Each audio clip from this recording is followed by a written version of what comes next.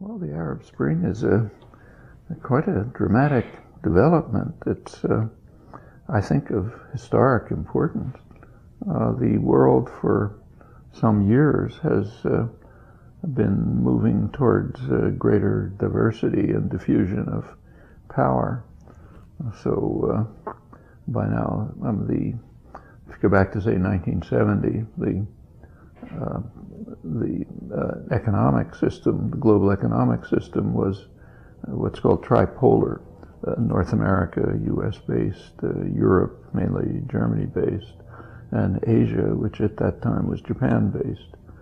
Since then, at that time, East Asia was already the most dynamic industrial region of the world. Later, even more so, as South Korea moved from being like a poor African country to a modern industrial society. China has exploded, India's developed, and you have still a kind of a tripolar world economically, but much more diverse. And other countries have come along and are moving towards a more independent role in the world. The one region of the world that hasn't undergone these changes is what's sometimes called MENA, the Middle East, North Africa. And starting this year, that's changing. And for the first time, it's undergoing the same process towards internal overthrow of rigid, harsh autocracies, dictators, moving towards some degree of independence, development.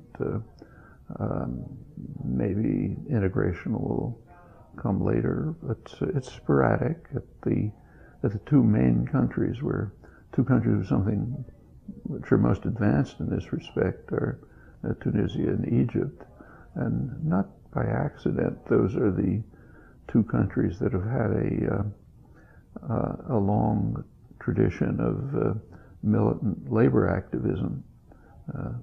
In Egypt goes back a long time. It's usually been crushed by the dictatorship, but there have been some real victories. Actually, the April 6th movement in Egypt is named that because the activists who organized the January 25th demonstrations, which then extended radically, they were also active in the April 6th, 2008 labor initiatives, which had planned to have major labor actions at big industrial plants, Mahala Industrial Complex and elsewhere. Well, that was crushed by the dictatorship, but the memory remained. It's revitalized.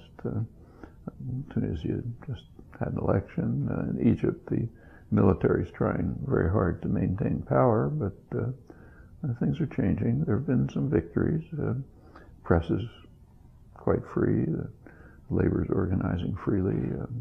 A lot of interactions that possible that weren't under the dictatorship. It's other countries, it's more difficult. Syria, it's very brutal repression, basically a civil war by now. In the Gulf, things have been kept, a lid has been kept on. Bahrain, pretty brutally. But things are changing, and it's a significant change in the world. Actually, this is related to other economic changes. So, for example, by now I suppose most Middle East oil flows east, not west. That's a change. And the world is simply becoming a more diverse, complex, and I think healthy place. And it's time for the MENA countries to become involved in this, as is being done. And in there and in other places, young people have been right at the heart of it. The Occupy movements, which are a pretty dramatic development. They're the first major reaction to a real reversal in the course of Western economic history for centuries. I mean, for centuries, most of the West, let's take the United States, for several centuries the United States has been on a course of growth and development, there are ups and downs, and it didn't happen in very attractive ways, but it's been a pretty steady tendency. That actually reversed in the 1970s. Since then, there's been a kind of de-development. The economy's shifted radically towards financial manipulations, which don't really contribute to the economy. They may harm it. And offshoring of production, so production continues, but somewhere else. And for the majority of the population, that's meant relative stagnation, even decline, spectacular wealth in a tiny sector, which makes the United States come to look a little bit like a third world society structurally. But and this is the first major reaction to it. So these are serious changes all over the world, and MENA has been an inspiration. The Occupy movements here, for example, were sparked by what was happening mainly in Egypt. In fact, one of the dramatic moments early this year was when Kamal Abbas in Egypt delivered, I think it was February or March, delivered a message of solidarity to workers in Wisconsin, where the governor was trying to carry out a program that would essentially eliminate the last remaining unions. And there were big demonstrations and protests, and it was, his message said, "We, the workers of Egypt, support you, the workers of Wisconsin, in our common struggle." Well, that's significant. There have been lots of popular movements over American history, and they're all different, but this one's quite different from others. For one thing, it's unprecedented because, first of all, in its tactics. I mean, there have been occupations before, but nothing remotely on this scale. Communities are forming, communities of solidarity and interaction. If you've walked through there, you see it. A lot of mutual support.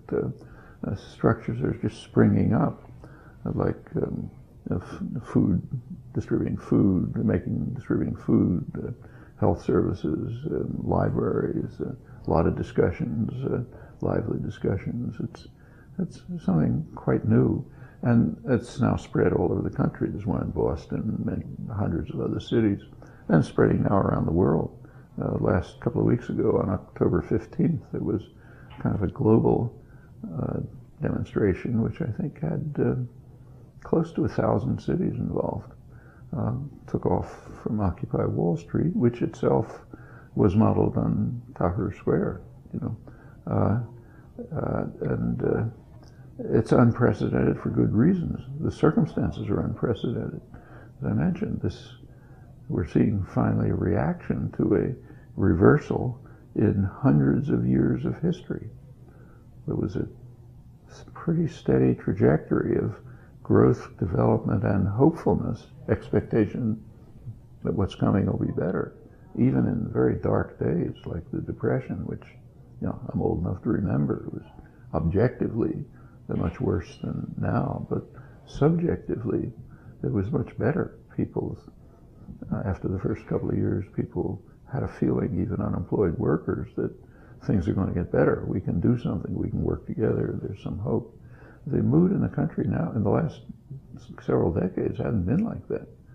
It's been a sense of decline, despair, hopefulness. Our children aren't going to live as well as we can. The so-called American dream is fading. We're losing our houses. We're losing our incomes, our jobs. We're insecure, and in fact, the system was based on insecurity. It's kind of striking that the whole global economy now, a lot of it is breaking into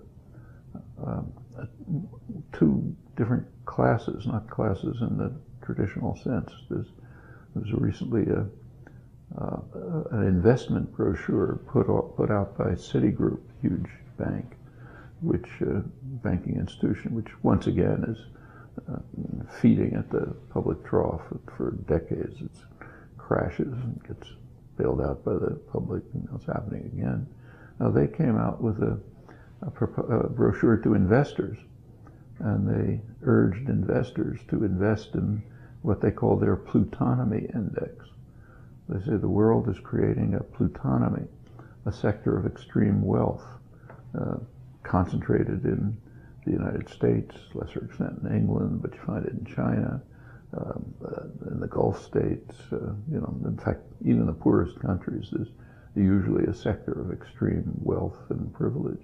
So that's the plutonomy, and maybe 15, 20% of the population, and that's where the economic action is. So you should invest there and so on. As for the rest, we set them adrift. In fact, there's a name for them too now. It's sometimes called the precariat, the people who live a precarious existence. It's not modeled on proletariat, but different.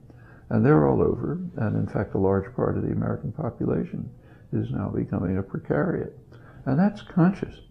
If you go back, say, 15 years, when there was a lot of celebration about the marvels of the economy, it was all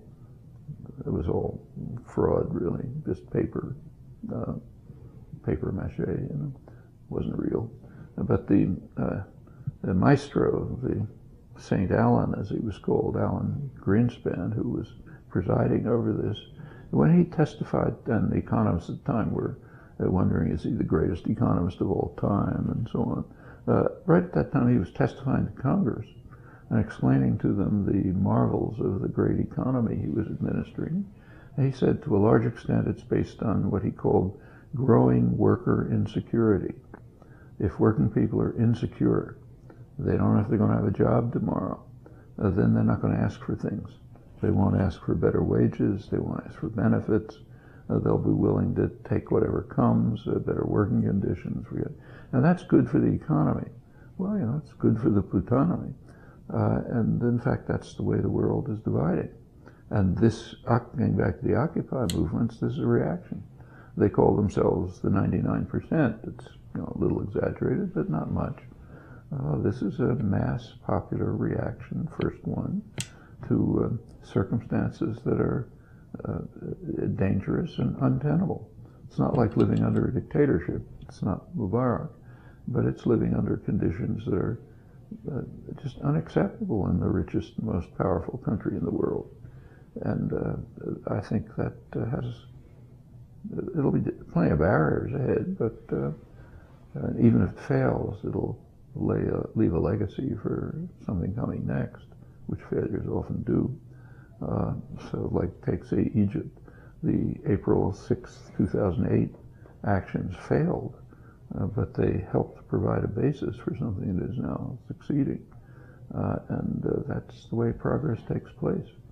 So the significant goals of the Occupy movement can't be realized in the short term, but they can change the society enough so that an alternative would develop to the vicious cycle of the past generation, and it'll be a positive cycle which can deal with some of these massive problems and integrate with things happening in the rest of the world. I mean, I think that statement of Kamal Abbas's is symbolic of what could happen. World solidarity, global solidarity of people who don't want to be the precariat and don't want to live in the shadow of highly concentrated wealth.